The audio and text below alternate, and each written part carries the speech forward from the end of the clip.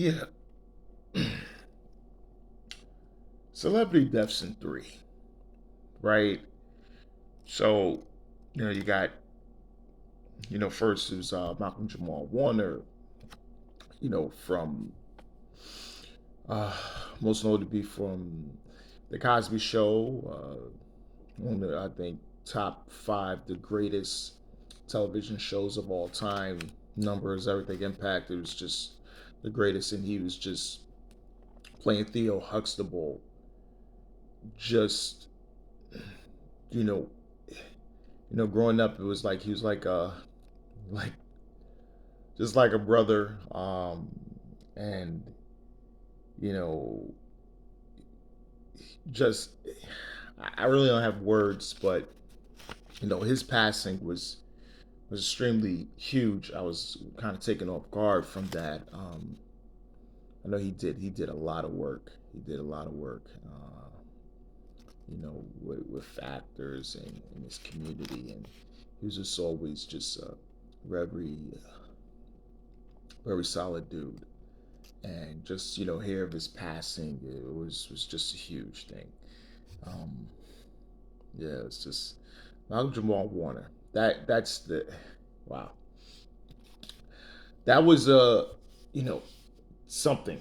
It was huge. This was just huge. And then we get Ozzy Osbourne, I think, on the same day. And here at Ozzy, I know he had his health issues. One of the greatest musicians, rock musicians of all time. Um, I think a lot of people knew him from, most people knew him from the reality TV show that I think it was on MTV. I think that catapulted MTV into the stratosphere and actually made superstars out of his wife and his daughter and his son as well, in pop culture, as well as Ozzy, as well as gave him like new birth, uh, like a reborn, and especially with his music. And he was just touring more, and he still was touring. He still was touring. He had a Black Sabbath, I think a week before his passing, and it just shows the effort. This guy was just, Ozzy did things on his own. He was his own person, and he didn't care about the establishment. He was a rebel. He was a real rebel, and just sad to hear his passing. But he lived a full life, and it's just unfortunate. And so then now we got the last. You get it in threes, and it's Hulk Hogan. This one was controversial because it happened, I think, a day or so after. Hulk Hogan, the character, the wrestler, brought so many new fans into the business, into wrestling. He helped make it mainstream. His contributions to helping it be mainstream and bringing in a lot of new fans all over the world. He was the beacon for it, and he did it. And with with so much help, help from uh, the main antagonist, Roddy Piper, Mr. T being one of the biggest stars on television, and also the vision of Vince McMahon, who didn't didn't want to subject himself to the old way, right? So you have Hulk Hogan, a guy fresh from Rocky 3, and he's on fire, and then he he brings him in, he brings him back in, um, from I think he was with Vern Gagne in Minnesota, and brings him back in, uh, repackaged him as something like a Credible Hulk. He was still a villain, and then gave him the title. He beat the Iron Sheik, and Iron Sheik, you could just say things online. He has a disdain for Hulk Hogan, and he wins the title, and you're he's a champion.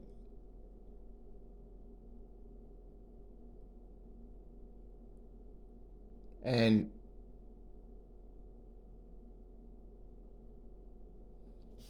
I'm saying to myself, I'm like, wow. So I'm a kid. I'm a fan.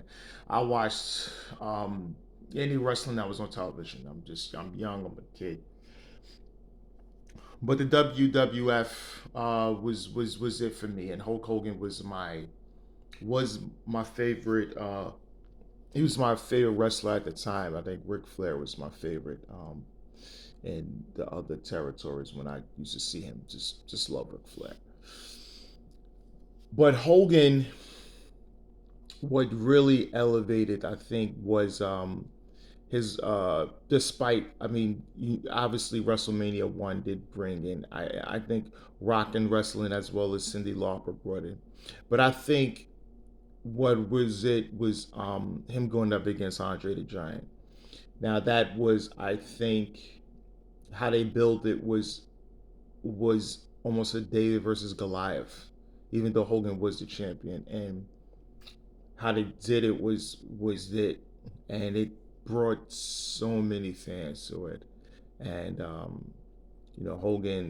Hulk Hogan was the main thing to do so, and he continued to headline WrestleMania after WrestleMania after WrestleMania, and Hulk Hogan put the WWF at the top, uh, as the other territories was folding, because Vince McMahon took all the big stars and put them in the WWF, and to the point where the only real cheap competition was World Championship Wrestling, which is WCW.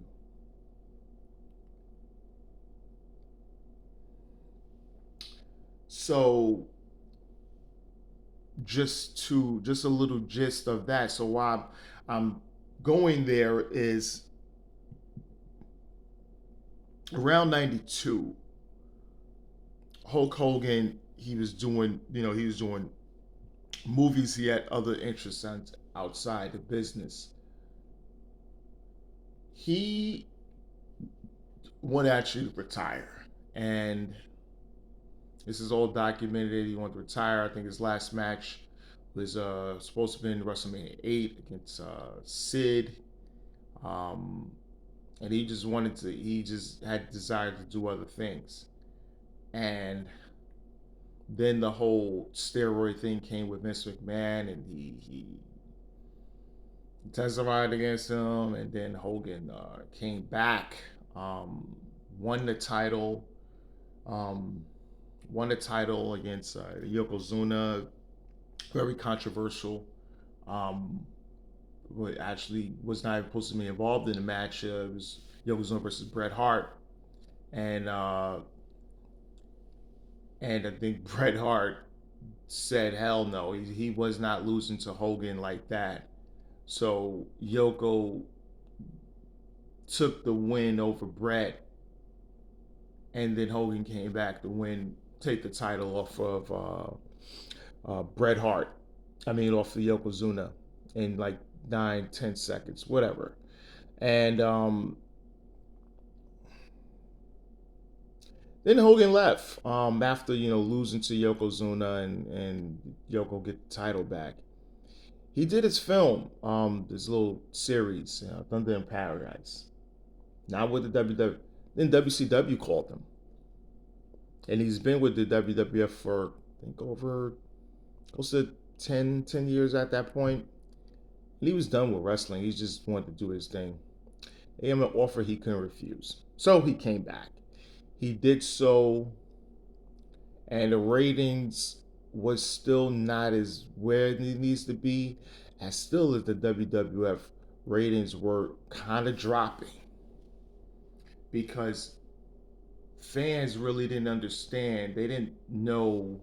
Okay, we got Hogan, but it's not Hulk Hogan. It's thing, and they didn't have WWF real notable guys that was like Hulk Hogan. Yeah, you got Brett, Shawn Michaels, but you got to understand at that point, the real fans was just the wrestling fans that was really watching the product.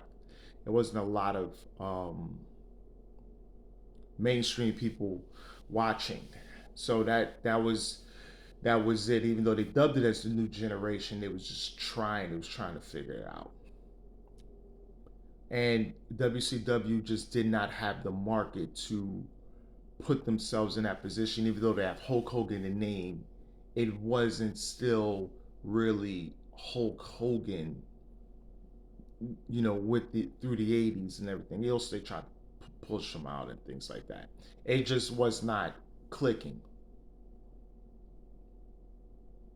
Then they had the Bash of the Beach. Hulk Hogan turned NWO. He turned and became a bad guy. And he had an infamous promo which caught mainstream with the CNN, who also with Ted Turner, who owned WCW at the time, and others caught it, and that genre a new more fans were saying, "What the hell is going on?" And then they see in Hulk Hogan, he's doing dastardly things. He's becoming bad, and then he's doing as a takeover. And people didn't know the difference because he had Hall and Nash, who was with the WWF. People didn't know what was going on, and they're thinking it's going to be a WWF versus a WCW type thing. And people are stuck, and it brought in more mainstream fans, and it was a real big thing back in the '90s. Seeing that, and and it became the Monday Night Wars and everything else like that. There's all this stuff is documented. I'm not going to get into all that. And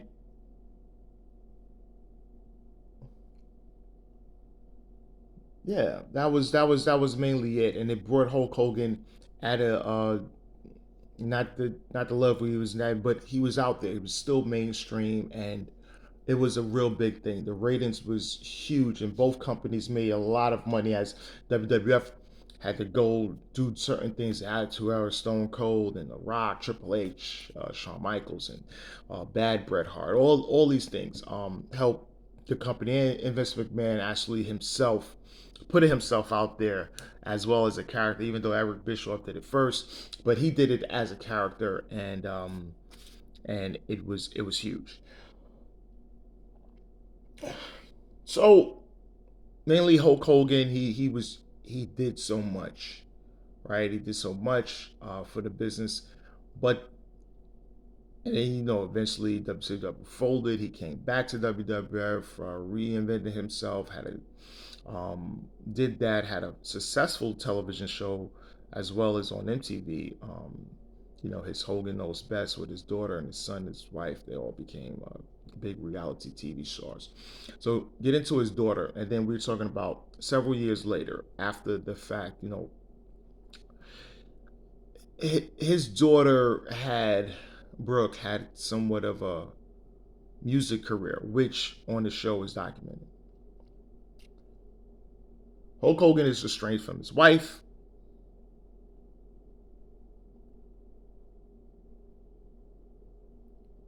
but he said something after sex tape, whatever, that about black people, and this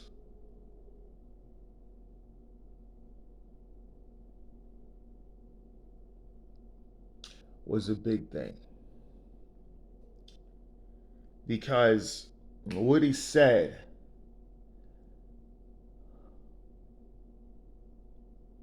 people can believe it. I'm like, yeah, these things are always said beyond closed doors with just a lot of people. He wouldn't openly say it, but that's what he thinks. That's what he's saying behind closed doors, and that's what he did. And he said what he said about black people, the N word and the explicit N word, and his daughter shouldn't be dating N word unless he's a rich N word or it's. And I made a post which kind of got viral a little bit about a lot of non-black dads think that way. Many, and I mean a many. And it caught wind. It was later taken down. Uh, it's somewhat the truth about it, and I say non-black dads because it's not just white. It's so many others. So just the thing is, so Hulk Hogan has a mixed legacy now, and it was just really set upon online about it. Yeah, so that's basically it. But so that's it. But this is NBA One Takes Pretty Boy Laker, and I'm out.